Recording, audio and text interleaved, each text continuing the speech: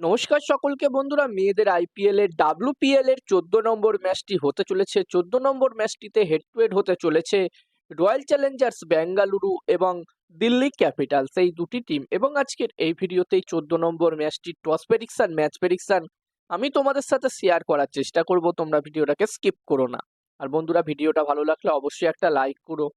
আর এরকম match প্রেডিকশনের video দেখতে চাইলে চ্যানেলটিকে সাবস্ক্রাইব তোমরা করে নিতে পারো। আর তোমরা যারা যারা আলাদাভাবে এই ম্যাচটির 100% winning match report, match prediction জানতে চাও, তারা অবশ্যই এই স্ক্রিনে দেওয়া হোয়াটসঅ্যাপ নাম্বারটিতে মেসেজ করতে পারো। আর বন্ধুরা, যেখানে Delhi Capitals team back to back দুদিনে দুটো ম্যাচ তারা খেলতে চলেছে, এই ভিডিওটা আমি যখন বানাচ্ছি তখন দিল্লি ক্যাপিটালস টিম একটি ম্যাচ খেলছে মুম্বাই ইন্ডিয়ান্স টিমের বিরুদ্ধে, এবং আগামীকাল দিল্লি ক্যাপিটালস টিম আবার রয়্যাল চ্যালেঞ্জার্স বেঙ্গালুরু টিমের বিরুদ্ধে একটি ম্যাচ খেলবে। তো এখানে DC team, Delhi Capitals team back to back দুদিনে দুটো ম্যাচ খেলতে চলেছে।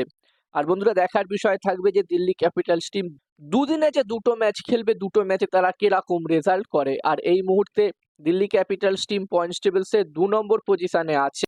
এই দুটো ম্যাচ বাদে এখনো পর্যন্ত তারা 5টা ম্যাচ খেলেছে, যার মধ্যে তারা 3টে ম্যাচ জিতেছে, 2টো ম্যাচ তারা হেরেছে। এবং DC team, Delhi Capitals team 2 নম্বর পজিশনে আছে। এখানে দিল্লি ক্যাপিটালস টিম অবশ্যই চাইবে ব্যাক টু ব্যাক দুদিনেই দুটো ম্যাচ জিতে পয়েন্টস টেবিলসের একদম টপে 1 নম্বরে পৌঁছে যেতে। এবং অন্যদিকে রয়্যাল চ্যালেঞ্জার্স বেঙ্গালুরু টিমের যদি কথা বলি, আরসিবি টিমের, তো এরাও 5টা ম্যাচই খেলেছে, আরসিবি টিমও 5টা ম্যাচ খেলেছে। এবং এই 5টা ম্যাচের মধ্যে যেখানে আরসিবি টিম দুটো ম্যাচ জিততে পেরেছে, 3টে ম্যাচ তারা হেরেছে। এবং আরসিবি টিম এই মুহূর্তে পয়েন্টস টেবিলসের 3 নম্বর পজিশনে আছে।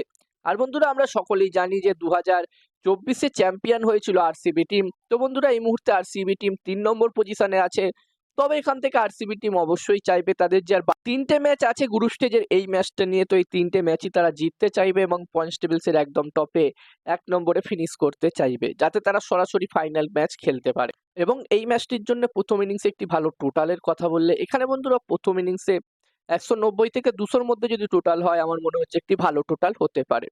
আর যেখানে এই দুটি টিমের মধ্যে 4 নম্বর ম্যাচটি হয়েছিল, এটি দ্বিতীয় ম্যাচ হতে চলেছে আরসিবি এবং ডিসি টিমের মধ্যে। এবং ওই 4 নম্বর ম্যাচটিতে আমরা একদমই একতরফা একটি ম্যাচ দেখেছিলাম। ওই ম্যাচটিতে দিল্লি ক্যাপিটালস টিম প্রথমে ব্যাটিং করে মাত্র 141 রান করেছিল, এবং এই রানটি আরসিবি টিম খুবই সহজে চেস করে দিয়েছিল এবং ম্যাচটি তারা 8 উইকেটে জয়লাভ করেছিল।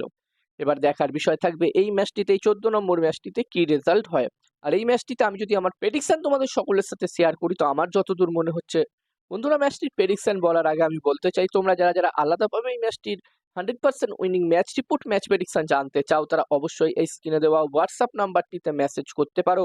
এখানে এই ম্যাচটির 100% winning match report, match prediction তোমরা পেয়ে যাবে। আর এই কাজগুলোর প্রমাণ দেখতে চাইলে হাসান ক্রিকেট প্রেডিকশন টেলিগ্রাম চ্যানেলেও জয়েন হতে পারো, ডেসক্রিপশনের লিঙ্ক আমি দিয়ে দিয়েছি। আর হাসান ক্রিকেট প্রেডিকশন একটি ইউটিউব চ্যানেলও আছে, তোমরা চাইলে ভিজিট করতে পারো।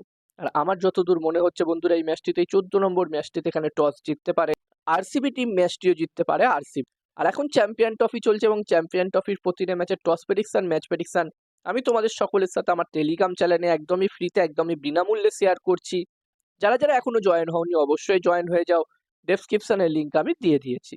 আর এই ভিডিওটা ভালো লাগলো অবশ্যই একটা লাইক করো।